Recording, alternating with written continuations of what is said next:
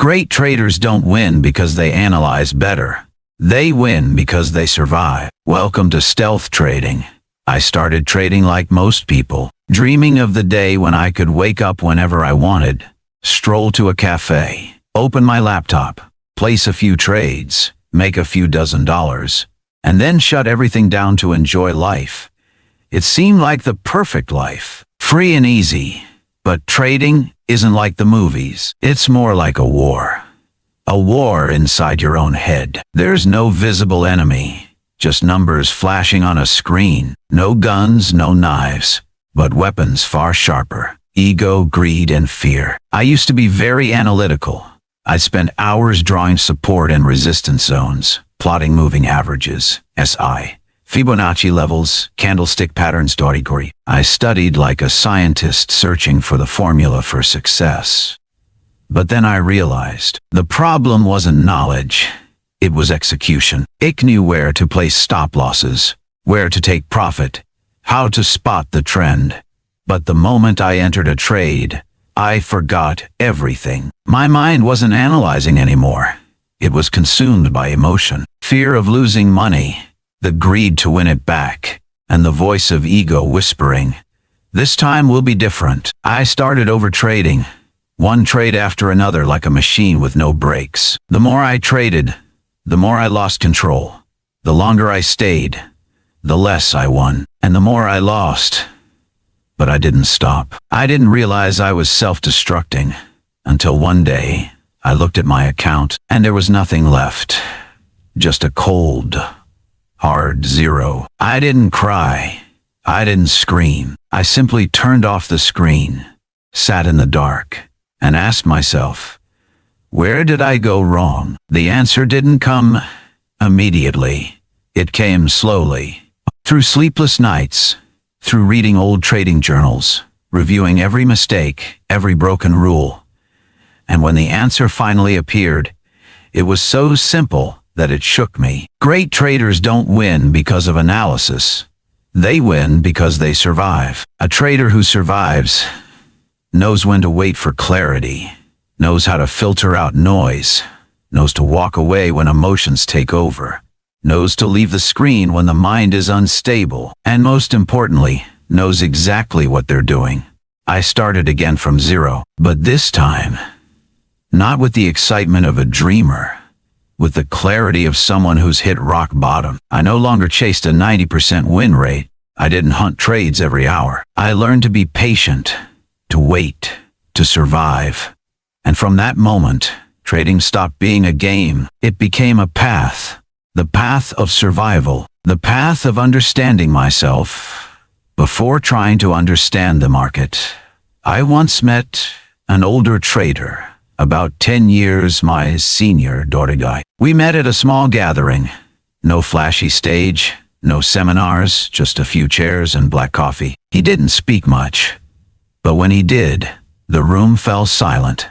Not because he was a guru, but because he put into words what everyone had experienced, but couldn't explain. I'll never forget what he said.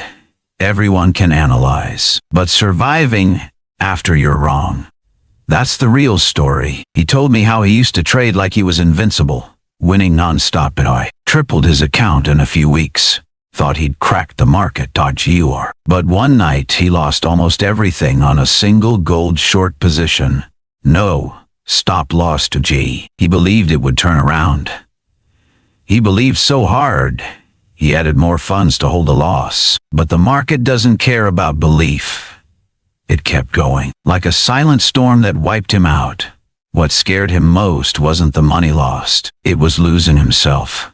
He couldn't look at charts for a month, couldn't read the news. The sound of a price alert made his heart race and hands shake. He said, "At that moment I realized, analysis didn't save me. Knowledge didn't protect me. The only thing that kept me going was clarity and the will to survive." I understood him completely. Trading is not like other jobs. It doesn't forgive lapses in control. You can't be emotionally unstable and expect your account to survive. You can't overtrade and expect it to breathe. You can't place trades without stop losses and expect mercy from the market. And the harshest part, All of that is your own doing. I used to think a good trader was the best analyst. But after years and many scars, I learned a good trader is simply the one who's still standing after hundreds of great analysts have fallen, not because they knew more, but because they could control themselves when everything went wrong.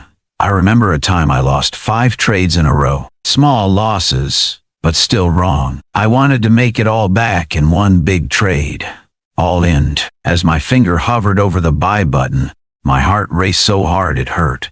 Then I remembered what an old friend once told me. Every time you're trying to win it back, you're trading with emotion, not strategy. And trading is not for emotion. So I closed the trade. I shut down the screen.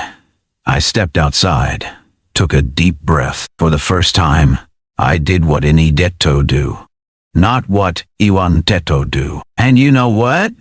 I didn't win big after that, but it didn't lose more. I still had my account. I was still here. I had survived. And for the first time, I truly understood. It's not analysis that keeps you in the game. It's discipline. It's clarity. It's mental strength. Great traders don't win by predicting the market. They win by not drowning when the market goes against them.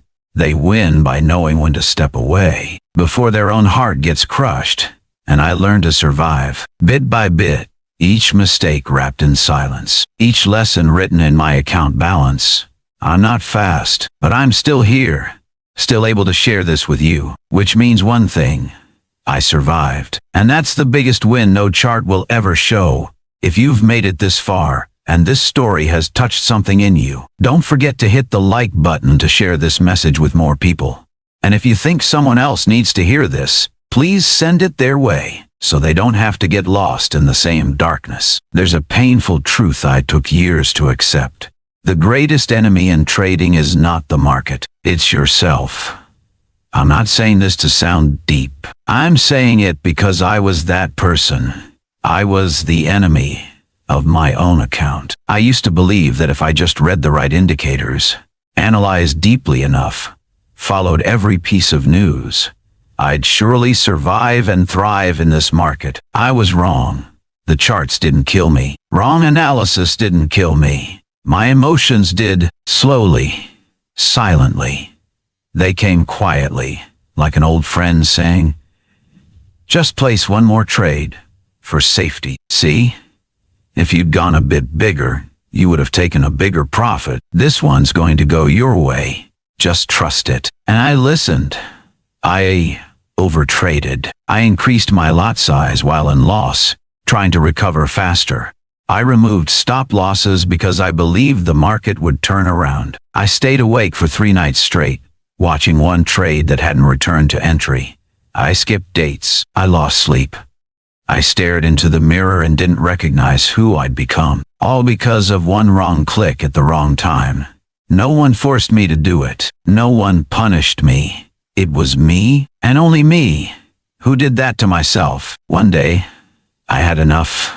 I opened my entire trade history, quietly stared at it, and I wasn't angry at the market anymore. I was just sad. Sad for the past version of me. The guy who just wanted to win but never learned how to protect himself. I remembered the words of a trader who had survived 20 years in the game. Wins and losses are normal, but if your mind breaks down, your account will soon follow. And so, I asked myself, what do I really want from trading? Money. If it's just about money, I could do something else and live more freely. If it's about freedom, then why am I chained to every red and green candle? Is it to prove something? Then to whom? I realized I wasn't fighting the market. I was fighting to control myself. I had gone too far chasing the perfect analysis and forgotten the most important truth. No one is right forever. Only those who can manage their mistakes survive. So I started small again. Fewer trades. I accepted stop losses as necessary. I no longer felt pain from taking small profits. I felt peace because I had stopped forcing the market to obey me. I slowly learned that trading is not a numbers game. It's a mind game.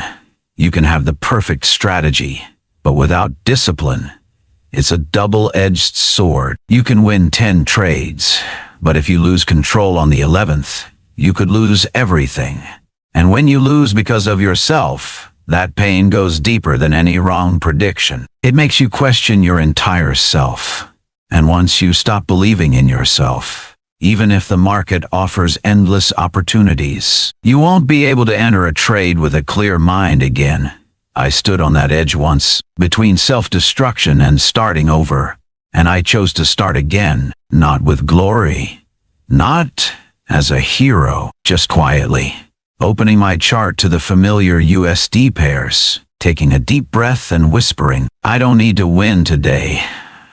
I just need not to lose to myself.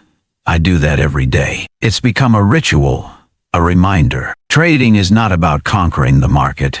It's about conquering yourself. And whoever does that is the last one standing. The days I don't trade are the days I grow the most. I used to fear those days. Fear flat charts, quiet markets, the silence.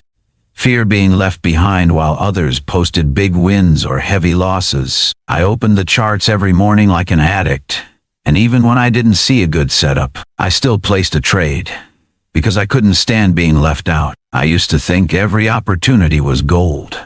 That missing one meant missing it all. But now I see the days I didn't trade were the days I matured the most, because in that silence I met the real me. The one facing the craving to trade, with no signal, no action. Just me. I realized that I wasn't addicted to trading because it helped me make money. I was addicted because it gave me the illusion of control. Trading made me believe that as long as I made the right entry, I could dominate the market. And when I stayed out, I felt small, useless, no longer in control of anything. That feeling, it was unbearable. But then, I learned to accept. I learned to look at the market without having to act. I learned to observe, not to make money, but to listen to the breath of the market, and more importantly, to the voice within myself. I remember one morning, the market was completely sideways. I sat and stared at the chart for 3 straight hours, without placing a single trade. You know what? I used to think that was a wasted day, but now I know it was a silent victory. I didn't win because I predicted the right direction. I won because I didn't force the market to give me something it had no intention of offering. I began to write my trading journal more carefully. I recorded even the days when I took no trades, each reason for staying out, each emotion that surfaced as I passed on a setup. At first, anxiety, then regret, but eventually, peace. I began to understand that not trading is also a form of trading, because it's still a decision, and every decision is just as important as any entry. The market doesn't always give opportunities, and I don't have to take part in every battle. I only need to step in when I'm truly ready, and the market is too. Like a soldier who doesn't unsheath his sword at every noise, but only moves when the timing is just right. I remember a time I passed on a setup because the signal wasn't clear enough. Right after that, the price surged, exactly in the direction I had anticipated. Regret rushed in like a wave. I almost jumped back in mid-move, just to avoid missing out, but I stopped myself. I asked, am I entering this trade because I see a real opportunity, or because I want to prove I was right? The answer was clear, and I stayed out. That trade might have been a win, but I became a better trader because I chose the harder thing, to do nothing. In trading, sometimes maturity doesn't come from a winning trade. It comes from the decision to step back, to pause when emotions rise, to pause when you're not in a clear state of mind, to pause when the market is uncertain, to pause just to survive. I learned to respect silence, not because I feared action, but because I finally understood the value of knowing when not to act. On the days I don't trade, I no longer feel useless. I feel grounded, and that stability, that inner stillness, is the foundation that allows me to stay in this game long term. Survival is a gift, and it's the only way forward. There was a time I believed trading was a path to wealth. After all, who enters the market without hoping to make money? But after enough loss, I realized the winner is not the one with the best analysis, not the one who reads the chart flawlessly, not even the one with the most complex indicator system. The winner is the one who survives. And survival is never an accident. It's the result of patience, of doing the seemingly insignificant things day after day, checking the news, reviewing the journal, focusing on each candlestick, asking yourself, is my mind clear enough to trade today? And sometimes the answer is no, and I turn off the screen. That's not weakness. That's the strength of someone who knows how to protect themselves. After all, a great trader is not someone who's always right, but someone who knows when they're wrong and stops in time. I used to overtrade a lot. After a loss, I'd chase. After a win, I'd get greedy, always thinking just a little more, until I lost everything. There was a time I stared at my balance, watching it shrink to just a few dollars. My heart went blank. I sat in silence for hours, not opening a single chart. But instead of quitting, I opened my journal. I wrote, "Today, I let emotions take control of every decision, but I'm still here, and I will come back." That's the moment I knew I would continue, but as a different person. Traders aren't trained to win. They must train themselves not to self-destruct, and only by rising after collapse can you begin to understand the market touch. Not understand it because you read it perfectly, but because you know when to hold your capital tight and when to let go of your ego. I no longer need explosive wins to feel satisfied. All I need is to stay composed each day, not to overtrade, not to act on emotion, not to prove anything to anyone. As long as I'm alive in this game, as long as I still have my head clear, that's enough. To anyone just starting out, dreaming, or hurting from early losses, remember this: you don't need to win fast. You just need not to fall too soon. Trading isn't a dream of riches. It's a journey through yourself, to see yourself clearly. Every trade is a choice, and if you make the right one, not by price, but by principle, you've already won. The victory in your mind is always the real one. Thank you for staying with me until this very last word. If you see a part of yourself in this story, then we're alike. We're both learning to survive in this tempting and unforgiving world. Keep watching the next videos on this channel, where I'll share with you more untold stories about pain, about lessons, and about how an ordinary person can go far if they know how to hold themselves. Because sometimes the best trader isn't the one who wins the most, but the one who simply stops losing